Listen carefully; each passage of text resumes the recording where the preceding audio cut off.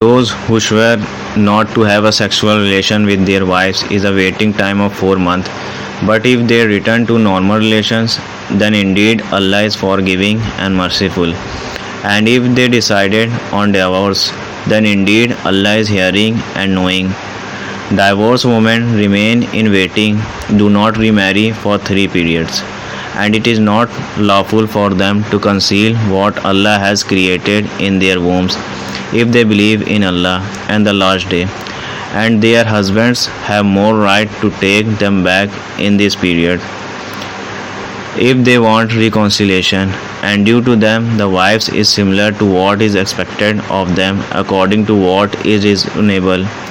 But the men husbands have a degree over them in responsibility and authority, and Allah is exalted in might and voice. Divorce is twice. Then after that, either keep her in an acceptable manner or release her with good treatment. And it is not lawful for you to take anything of what you have given them unless both fear that they will not be able to keep within the limits of Allah. But if you fear that they will not keep within the limits of Allah, then there is no blame upon either of them concerning that by which she ransoms herself. These are the limits of Allah, so do not transgress them, and whoever transgresses the limits of Allah, it is those who are the wrongdoers, the unjust. And if he has divorced her for the third time, then she is not lawful to him afterward until after she marries a husband other than him. And if he, the latter husband, divorces her or dies, there is no blame upon them, the woman and her former husband, for returning to each other if they think that they can keep within the limits of Allah. These are the limits of Allah which He make clear to a people who know, understand. And when you divorce women and they have nearly fulfilled their term, either retain them according to acceptable terms or release them according to acceptable terms, and do not keep them intending harm to transgress against them, and whoever does that has certainly wronged himself. And do not take the verses of Allah in jest, and remember the favor of Allah upon you, what has been revealed to you of the book, the Quran, and the wisdom, the Prophet's Sunnah, by which he instructs you, and fear Allah and know that Allah is knowing of all things. And when you divorce women and they have fulfilled their term, do not prevent them from remarrying their former husbands if they, all parties, agree among themselves on acceptable basis. That is instructed to whoever of you believes in Allah and the last day. What is better for you and purer, and Allah knows and you know not. Mothers may nurse, breastfeed their child 2 complete years, for whoever wishes to complete the nursing period. Upon the father is there the mother's provision and their clothing according to what is acceptable. No person is charged with more than his capacity. No mother should be harmed through her child, and no father through his child. And upon the father higher is a duty like that of the father. And if they both desire weaning through mutual consent from both of them and consultation, there is no blame upon either of them. And if you wish to have your children nursed by a substitute, there is no blame upon you as long as you give payment according to what is acceptable. And fear Allah and know that Allah is saying of what you do. And those are taken in death among you and leave wives behind, the wives shall wait 4 months and 10 days. And when they have fulfilled their term, then there is no blame upon you for what they do with themselves in acceptable manner, and Allah is fully acquainted with what you do. There is no blame upon you for what that which you indirectly allude concerning a proposal to women, or for what you conceal within yourself. Allah knows that you will have them in mind. But do not promise them secretly except for saying a proper saying, and do not determine to undertake a marriage contract until the decreed period. reaches its end. And know that Allah knows with what is within yourself, so beware of Him, and know that Allah is forgiving and forbearing.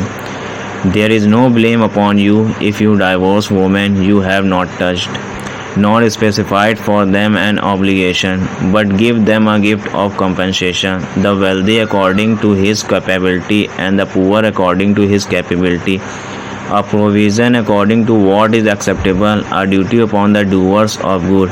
And if you divorce them before you have touched them, and you have already specified for them an obligation, then give half of what you specified, unless they forego the right or the one in whose hand is the marriage contract forgoes it, and to forego it is nearer to righteousness. And do not forget graciousness between you. Indeed, Allah of whatever you do is seeing. Maintain with the care obligatory prayers, and in particular the middle asr prayer, and stand before Allah devotedly obedient. And if you fear an enemy, then pray on foot or riding. But when you are secure, then remember Allah in prayer, as He has taught you that which you did not previously know. And those who are taken in death among you and leaves wife behind, for their wife is a bequest, maintenance for 1 year without turning them out. But if they leave of their own accord, then there is no blame upon you for what they do with themselves in an acceptable way. And Allah is exalted in might and wise. And for divorced women is a provision according to what is acceptable, a duty upon the righteous.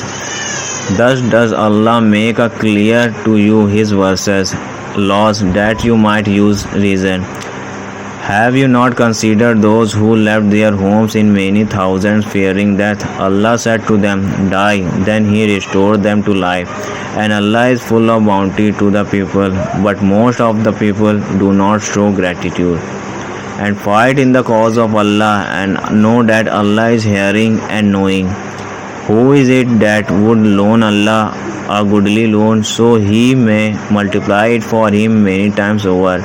And it is Allah who withholds and grants abundance, and to Him you will be returned. Have you not considered the assembly of the children of Israel after the time of Moses, when they said to a prophet of theirs, send to us a king, and we will fight in the way of Allah? He said, would you perhaps refrain from fighting if fighting was prescribed for you? They said, and why should we not fight in the cause of Allah when we have been driven out from our homes and from our children? But when fighting was prescribed for them, they turned away, except for a few of them, and Allah is knowing of the wrongdoers. And their prophet said to them, indeed Allah has sent to you Saul as a king. They said, how can he have kingship over us while we are more worthy of kingship than him, and he has not been given any measure of wealth? He said, indeed Allah has chosen him over you and has increased him abundantly in knowledge and stature. And Allah gave His sovereignty to whom He wills, and Allah is all encompassing in favor and knowing.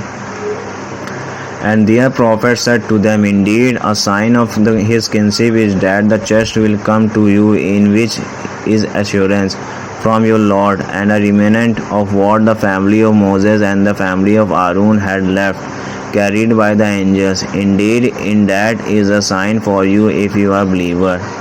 And when Saul went forth with the soldiers, he said, indeed Allah will be testing you with a river, so whoever drinks from it is not of me, and whoever does not taste it is indeed of me, excepting one who takes from it in the hollow of his hand. But they drank from it, except a very few of them.